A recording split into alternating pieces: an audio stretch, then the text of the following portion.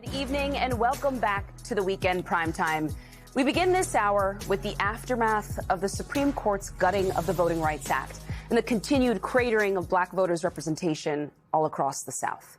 In just the past week, South Carolina Governor Henry McMaster has called for a special session, pushing state lawmakers to draw up a new map ahead of the midterms.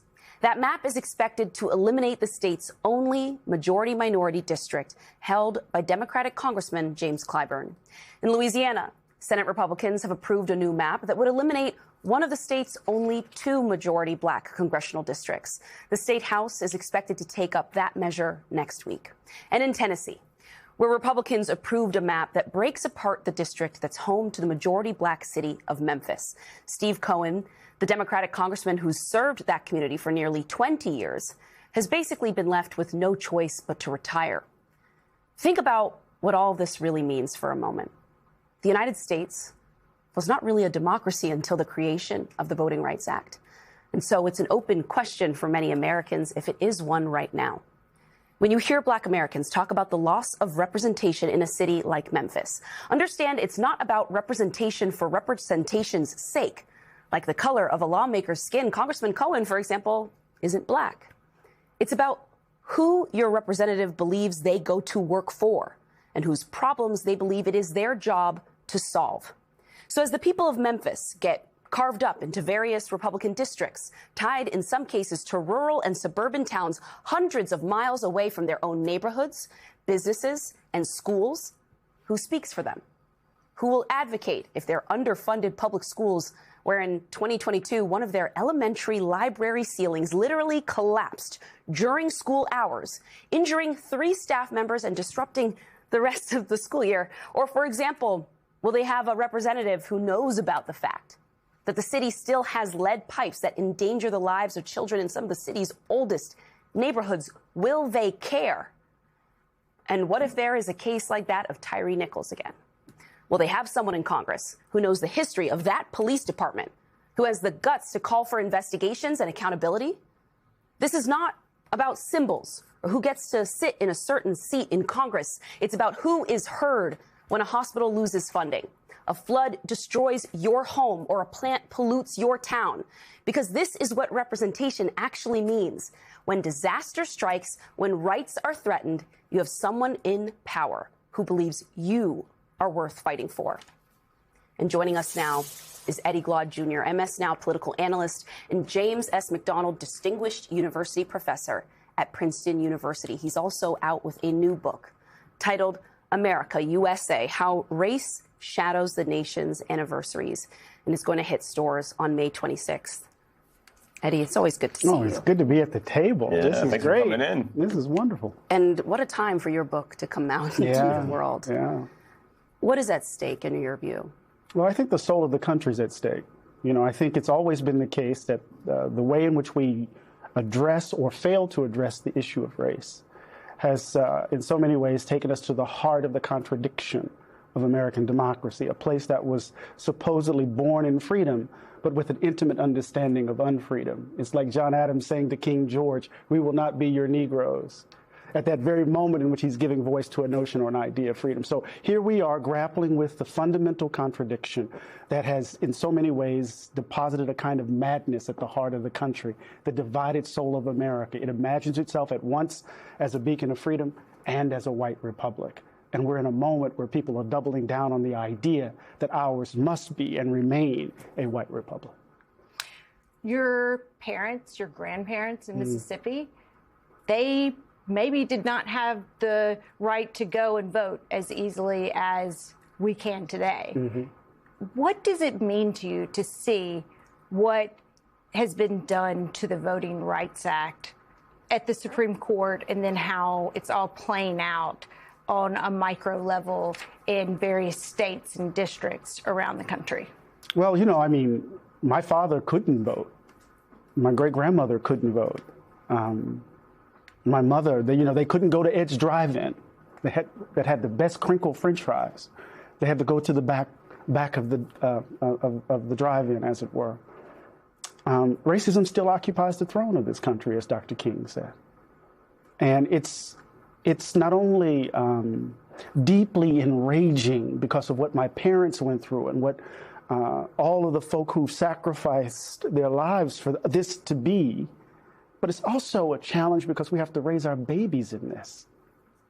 One of the most difficult challenges of a black parent in the United States is to ensure that their babies grow up not believing what the world says about them, to place a crown above their heads. I got called the N-word when we moved into the neighborhood in Moss Point, Mississippi on Broward Circle. I came inside my house and my parents enveloped me in love. So we have to do that work in the midst of the fever dream spiking. And at the same time, we have to grapple with the fact that we have always had a distorted relationship to American democracy as a captured electorate on the one hand, and now as folk try to disenfranchise us again. And we have to interrogate these things as we think about the current landscape. There is kind of it's a question I was asking Reverend Al Sharpton earlier about the strategy and how to overcome it. And there's been some debate as to whether or not the strategy, or at least the tactic now, should be to prioritize having as many Democratic representatives in a district as possible, even if that means diluting the presence of black power in those constituencies? Or do you fight to keep black power representation or black constituents representation, even if it risks losing Democratic seats? Yeah, they want us to bear the burden of it again, you see? Give up and trust. We're going to wink and nod. We're going to trust you to represent our interest. I understand, given what we're facing, the neo-fascist regime, the white nationalist regime of Donald Trump. I get that. But we have had to deal with this for so long, Eamon, that the way in which American politics works is that we can't really articulate our interest as a community because we're afraid, at least the consulting class says, that if you articulate your interest, you're too woke. You can alienate the independents. We're a captured electorate. The Democratic Party can take the base for granted as it appeals to the Liz Cheneys, as it appeals to the independents, right? So we're not really advocating on behalf of those communities that are most in threat. So here we are in a moment, right, where we're already in a distorted position with regards to how black politics works. And now you want to give up the base in the name of trying to beat back these fascists. I understand the argument, but my God, we have to bear the burden again, right? So what does that mean for advocating for the communities that are under siege in this moment, if that makes sense? We've been talking a lot about the enormity of this rolling back of rights, rolling back of civil rights, of reproductive rights, and other rights. And many of those losses are disproportionately borne by certain communities, including the black community. Historically, what has it taken in the past to reverse the reversal, if that makes sense? How do you get back from this sort of like Reconstruction era? You know, we had Mondaire Jones on earlier who was talking about how we're in sort of a third Reconstruction. How do you get back to a period where we are rebuilding rights, or maybe even making more progress on those rights than whatever the ceiling had been in the past, and we get out of this what feels like almost an inevitable regression? I think there has to be a kind of mass movements, whether it's the abolitionist movement in the context of slavery, whether it's radical reconstruction. We need to understand we're not in a moment of reconstruction. We're in a second lost cause. That's very different.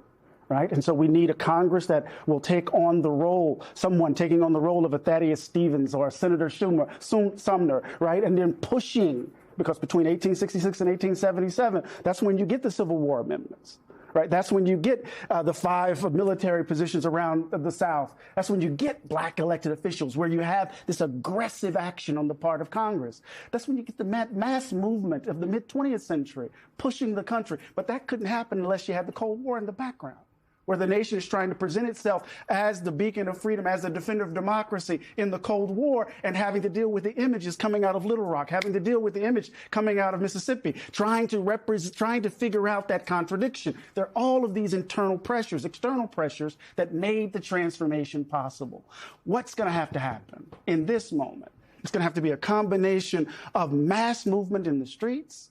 We're going to have to be, I've said before that you think we came out for Barack Obama at historic levels. Just wait till you ain't seen shit yet, right? Because we have to defend, right, our very way of life. And the idea that we can just talk about this as partisan politics, right, when we know that there's a direct correlation between it and the disenfranchisement and the diminution of black power in this country. And so it's going to have to be this push, and then it's going to have to be this demand. It's not just enough for Democrats to get in office. Are you going to expand the Supreme Court? Are you going to pass the John Lewis Voting Rights Act? You don't have Manchin and Sinema to hide behind anymore. What's the agenda? Not just to turn us out in mass numbers. We need to understand how we're going to end this for once and for all, if that makes sense.